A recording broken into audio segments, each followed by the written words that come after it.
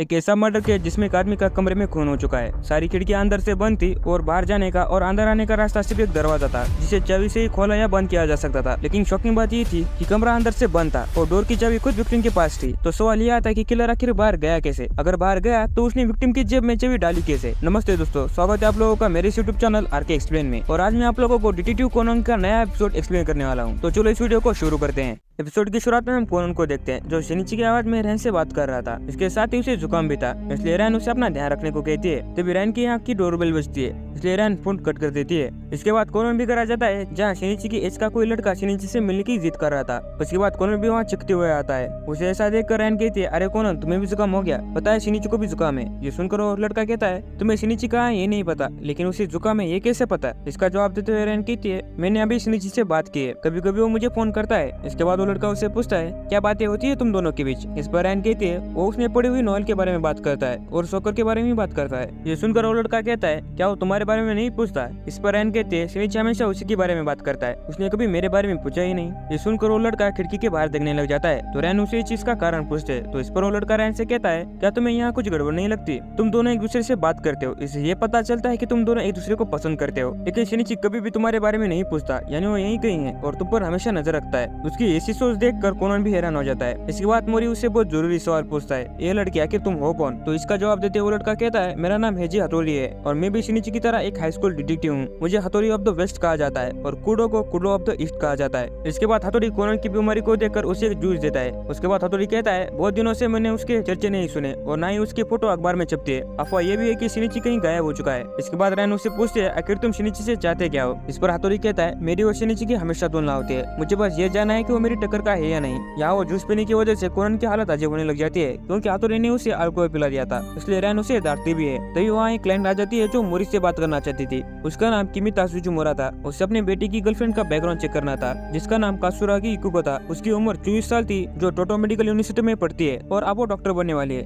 ये देखकर मोरी उस लड़की से पूछता है, आखिर प्रॉब्लम क्या है? इस पर हथौड़ी कहता है, वो लड़की कुछ ज्यादा ही परफेक्ट है, इंसान होती ही ऐसे हैं, कोई परफेक्ट दिख जाए तो जेलस होते हैं और उसकी कमियां निकालते हैं। उसके बाद किमी कहती है, और ज्यादा जानकारी के लिए आपको मेरे पति से बात करनी होगी। इस पर मोरी पूछता है, आखिर आपके पति आपके साथ क्यों नहीं आए? तो इस पर किमी कहती है, मेरे पति डिप्लोमेट है, अगर वो यहाँ आ गए तो। उसके बाद आगे बढ़ाते हुए हथौड़ी कहता है, अगर वो यहाँ आ गए तो बहुत बड़ा स्कैंडल हो जाएगा, ठीक है मैं भी आपके साथ आऊंगा। ये सुनकर मोरी मना करता है। तो हथौड़ी कहता है, अगर हम फैमिली की तरह वहाँ गए तो हम पर शक कम होगा। ये सुनकर वो किमी भी मान जाती है। उसके बाद हथौड़ी रैन से कहता है, क्यों ना तुम भी हमारे साथ चलो। इस पर रैन कहती है, मैं आके क्या करूंगी? तो हथौड़ी कहता है, क्या पता तुम्हारे आने से शिनिची भी मिल जाए। शिनिची का नाम सुनकर रैन थोड़ा सोचती है। तभी कोनन भी उसे थोड़ा इंसिस्ट करता है क्योंकि उसे हथौड़ी पर भरोसा नहीं था, इसलिए रैन भी उसके साथ चलने के लिए मान जाती है। उसके बाद हम उस लेडी के घर का सीन देखते हैं जहाँ फुमियो नाम का बटलर उनका वेलकम करता है। यहाँ किमी की बेटी की गर्लफ्रेंड भी थी। उसे वहाँ देखकर किमी ज्यादा खुश नहीं होती और उसे रूडली बात करके ऊपर चली जाती है। उसे ऐसे बात करता है, उसका बेटा कहता है, आखिर ये दूसरी बीवी इतना गुस्सा क्यों कर रही है? इसका मतलब किमी उस लड़की की सौतेली माँ थी। ऊपर जाते उन्हें रास्ते में किमी के ससुर मिलते हैं जिन्हें वो नीचे इंतजार करने को कहते हैं। उसके बाद किमी अपने पति से मिलने जाती है, लेकिन उनके पति दरवाजा नहीं खोलते, इसलिए किमी अपनी चाबी का इस्तेमाल करके दरवाजा खोलते हैं। रूम में उनके पति ओपेरा सुनकर सो गए थे, इसलिए किमी उन्हें उठाती है, लेकिन उनके पति चेयर से नीचे गिर जाते हैं। ये देखकर हथौड़ी उसकी नर्व चेक करता है तो उसे पता चलता है कि वो मर चुका है। उन्होंने उसकी बॉडी को ध्यान से देखता है जहाँ उस आदमी की बॉडी गर्म थी और उसका ओठ का कलर पर्पल हो चुका था और उसके गर्दन पर एक पॉट भी था। वही कोनन को एक नीडल दिखती है जिसे हथौड़ी उठा लेता है। उसके बाद पुलिस भी वहाँ आ जाती है जहाँ इंस्पेक्टर मुगरे पूरे घटना की जांच करते हैं कि विक्टिम का नाम इसाओ ताशिमुरा था, उम्र 54 साल थी, वो भी डिप्लोमेट। उसके बाद कोनन कहता है, उनकी बॉडी की तरफ देखिए इंस्पेक्टर। तो कोनन की बात पूरी करते हुए हथौड़ी कहता है, उन्हें जहर दिया गया है, उनकी गर्दन की बाईं ओर एक छोटा सा लाल स्पॉट है, इसका मतलब खून एक नीडल से किया गया है जो हमें लाश के पास मिली थी। जब हम यहाँ आए तो विक्टिम बैठे हुए थे, यानी कोनन ने उसे मारकर चेयर पर बिठाया था। जब हमने लाश को छुआ तो उसकी बॉडी गर्म थी, यानी उसका खून हमारा आने से आधे घंटे पहले हो चुका था, यानी खून हमारे बीच में ही है। हथौड़ी को देखकर इंस्पेक्टर मेगरे मोरी से पूछता है, आखिर ये लड़का है कौन? इस पर मोरी उसका नाम बताता है और उसका नाम सुनते ही इंस्पेक्टर मेगरे को याद आता है कि हथौड़ी ओसाका हेडक्वार्टर के चीफ ऑफ द पुलिस का बेटा है। इसके बाद मेगरे कहता है, खिड़कियां बंद थी, यानी दरवाजे से आना जाना हो सकता था। तो इंस्पेक्टर मेगरे किमी से पूछता है, आखिर इस कमरे की कितनी चाबियां हैं? तो इसका जवाब देते हुए किमी कहती है, इस रूम की सिर्फ 2 चाबी है,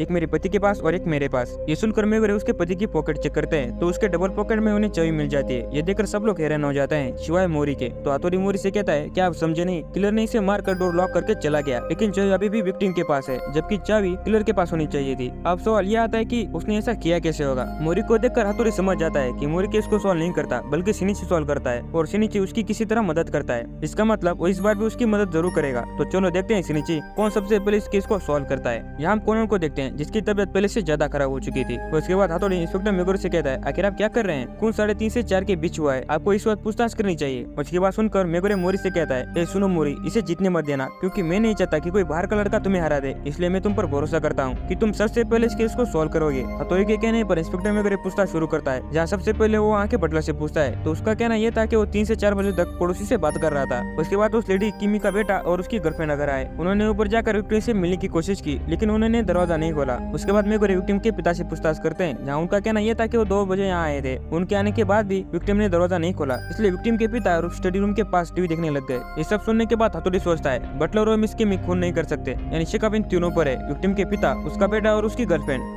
तभी इंस्पेक्टर मेगोरी की नजर वहाँ पे रखी एक फोटो पर पड़ती है। तो इंस्पेक्टर मेगोरी किमी को उस बारे में पूछता है। इस पर किमी कहती है, ये मेरी 20 साल पुरानी तस्वीर है। कोनन भी उस तस्वीर को देखने की कोशिश करता है, लेकिन उसे सब कुछ धुंधला दिखाई देने लग जाता है। उसके बाद एक ऑफिसर मेगोरी को उस विक्टिम से मिली चाबी के बारे में बताता है, जो काफी अजीब थी, क्योंकि उस चाबी में उन्हें टेप मिला था। कोनन भी उस चाबी को देखने जाता है, लेकिन उसके सीने में बहुत जोरों से दर्द होने लग जाता है। उस चाबी पर लगे टेप को देखकर हथौड़ी सीधा वहाँ के दरवाजे की तरफ जाता है। उस दरवाजे के नीचे थोड़ी जगह थी और यहाँ कोनन भी सोच रहा था कि चाबी पर टेप का आखिर क्या मतलब है। तभी वो दोनों समझ जाते हैं कि किलर ने क्लोज डोर ट्रिक का यूज किया है। यहाँ कोनन को उस ट्रिक के साथ साथ किलर का भी पता चल चुका था, लेकिन इससे पहले कि कोनन बता पाता, वो बेहोश हो जाता है। उसे बेहोश देख मेगोरी डॉक्टर को बुलाने को कहता है, लेकिन उस वक्त वहाँ हथौड़ी नहीं था। उसे ना देख मेगोरी वहाँ के बटलर से पूछता है। तो इस पर वो बटलर कहता है कि वो जापानी स्टाइल के रूम में गया है। यहाँ हम हथौड़ी को देखते हैं जो उस रूम की तलाशी कर रहा था। तभी उसे कचरे के डिब्बे में कुछ मिलता है। उसे देखकर हथौड़ी कहता है, ये बाजी में जीत गया शिनिची, यानी हथौड़ी ने केस को सॉल्व कर लिया था। यहाँ हम कोनन को देखते हैं जो काफी बीमार हो चुका था, इसलिए रैन उसे वहाँ के एक रूम में सुलाने ले जाती है। जाते हुए कोनन हथौड़ी की पॉकेट में फिशिंग लाइन देखता है। उसके बाद हथौड़ी मर्डर कैसे हुआ ये एक्सप्लेन करते हुए कहता है, इस रूम की सारी खिड़कियां अंदर से बंद थी, यानी अंदर आने का और बाहर जाने का सिर्फ एक ही रास्ता था, वो है ये दरवाजा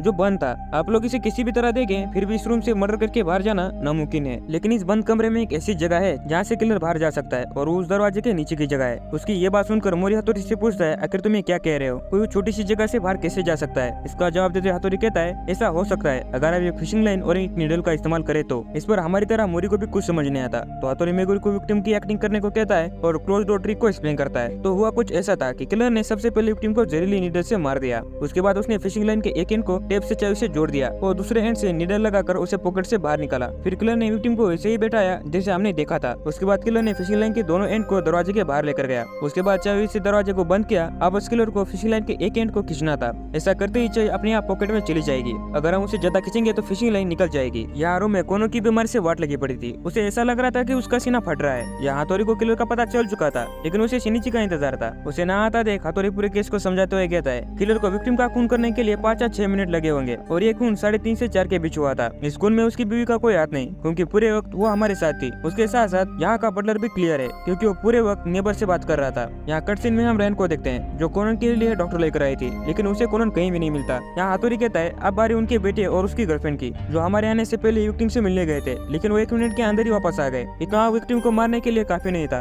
अब आखिरी बचे ये दादाजी, जो 2 बजे यहाँ आए और उसके बाद टीवी देखने लग गए। मुझे जापानी स्टाइल रूम में ये फिशिंग लाइन मिली थी जहाँ आप गए थे, और आपको फिशिंग का भी शौक है। और जब हम यहाँ आए थे तब आप यहाँ चेक करने आए थे कि विक्टिम मरे या नहीं। तो बोले दादाजी, क्या मैं गलत हूँ? ये सब सुनकर वो दादाजी अपने गुनाह मान लेता है। ये सुनते हथौड़ी मन में कहता है, मैं जीत गया शिनिची। तभी शिनिची कहता है, ये झूठ बोल रहे हैं। इतने दिनों के बाद शिनिची को देखकर सब लोग शॉक हो जाते हैं। उसे देखकर रैन तो रोने ही लग जाती है और कहती है, शिनिची तुम इतने दिनों से कहाँ थे? पता है मुझे तुम्हारी कितनी चिंता थी। इसके बाद हथौड़ी शिनिची से पूछता है, आखिर तुम्हें कैसे कह सकते हो कि मैं गलत हूँ जबकि तुम अभी आए हो? इस पर शिनिची कहता है, जिस फिशिंग लाइन ट्रिक की तुम बात कर रहे हो उसे करना नामुमकिन है। ये सुनकर मेगोरी कहता है, लेकिन शिनिची अभी हमने इस ट्रिक का इस्तेमाल किया है जो परफेक्ट काम कर गई है। इस पर शिनिची मेगोरी से पूछता है कि आपके पॉकेट में वो चाबी है, क्योंकि मैंने सुना था कि चाबी विक्टिम के डबल पॉकेट में मिली थी। ये सुनकर हथौड़ी मेगोरी के पॉकेट में हाथ डालते हुए कहता है, मैंने फिशिंग लाइन डबल पॉकेट में ही डाली थी, लेकिन जैसे ही हथौड़ी पॉकेट ऊपर करता है उसे चाबी सिंगल पॉकेट में मिलती है। ये देखकर हथौड़ी कुछ समझ नहीं पाता। तो इसका जवाब देते हुए शिनिची कहता है, जब तुमने ने इस ट्रिक का यूज किया था तब इंस्पेक्टर मेगोरे बैठे थे, इसलिए चाबी को डबल पॉकेट में जाने के लिए रास्ता ही नहीं मिला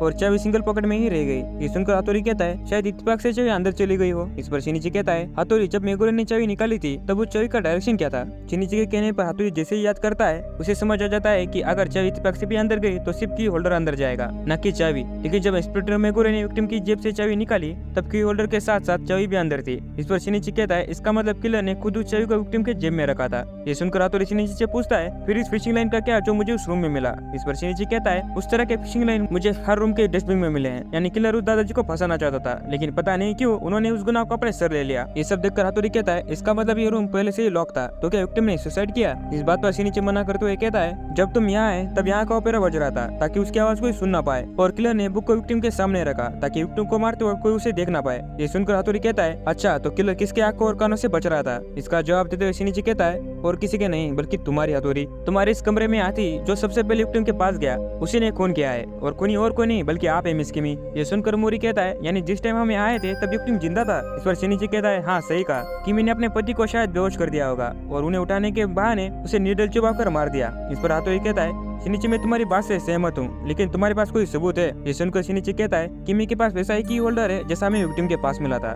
इंस्पेक्टर मेगोरे क्या आप किमी जी के की होल्डर को चेक कर सकते हैं। और जैसे इंस्पेक्टर मेगोरे उस चाबी के होल्डर को चेक करता है उसके अंदर उन्हें नीडल रखने जितनी जगह मिलती है, यानी खूनी वही थी। ये देखकर मेगोरे शिनिची से पूछता है आखिर अपने पति का खून क्यों करेगी। इस पर शिनिची किमी की 20 साल पुरानी फोटो दिखाकर कहता है उसकी वजह यह फोटो है इंस्पेक्टर। जैसे ही मेगोरे उस फोटो को देखता है उसे कुछ समझ नहीं आता, लेकिन रैन देखते ही समझ जाती है और कहती है ये तो युकी को जैसी लग रही है। ये सब देखकर किमी कहती है तुम सही हो, वो मेरी जैसी दिखती है क्योंकि हम दोनों माँ बेटी है और युकी को मेरे पहले पति की बेटी है। अब यहाँ पता चलता है कि किमी ने अपने दूसरे पति को क्यों मारा। तो हुआ कुछ ऐसा था कि तासुजुमुरा ने किमी के पहले पति को रिश्वत के केस में फंसाया था ताकि वो किमी को पा सके और इसी वजह से किमी के रिश्तेदार युकिको को अपने साथ ले गए, इसलिए किमी मेंटली अनस्टेबल हो गई और उसी का फायदा उठाकर तासुजुमुरा ने उससे शादी की। और जब तासुजुमुरा का बेटा उसकी गर्लफ्रेंड यानी युकिको की फोटो लेकर आया तो उसे देखकर तासुजुमुरा ने मना कर दिया। जब किमी ने इसके पीछे का कारण पूछा तब उसे सारी सच्चाई पता चली कि कैसे उसके पति को रिश्वत के केस में फंसाया गया और उसकी मजबूरी का फायदा उठाकर उसे शादी की। और इन सारी चीजों में वो दादाजी भी शामिल थे, इसलिए शुरुआत में उन्होंने गुनाह अपने सर ले लिया। इसके बाद किमी को पुलिस वहाँ से ले जाती है। यहाँ तो शिनिची से पूछता है आखिर तुम्हें इस केस के बारे में इतना कैसे पता जबकि तुम अभी आए हो। इस पर शिनिची कहता है मुझे चश्मा पहनने वाले छोटे से बच्चे ने बताया। यहाँ हम ये भी नोटिस करते हैं कि शिनिची की तबियत पहले से ज्यादा खराब हो चुकी थी, इसलिए रैन डॉक्टर को बुलाने चाहती है। या शिनिची के सीने में फिर से दर्द होने लगा था, यानी शिनिची फिर से छोटा होने वाला था। अगर वो वहीं छोटा हो गया तो रैन को भी पता चल जाएगा, इसलिए शिनिची वहाँ से भागने की कोशिश करता है, लेकिन उसी वक्त रैन वहाँ आ जाती है। रैन को देखते ही शिनिची सीढ़ियों से नीचे गिर जाता है। जब रैन वहाँ नीचे जाती है तो उसे सिर्फ शिनिची का कोट मिलता है क्योंकि शिनिची उस वक्त बाथरूम में छुपा हुआ था। और जैसे ही रैन बाथरूम चेक करती है उसे बाथरूम में कोनन दिखता है, यानी शिनिची फिर से कोनन बन चुका था। या रैन कोनन को शिनिची के बारे में पूछती है तो कोनन बहाना बनाते हुए कहता है कि वो किसी केस को सॉल्व करने गया है। और इसी के साथ ये एपिसोड खत्म होता है।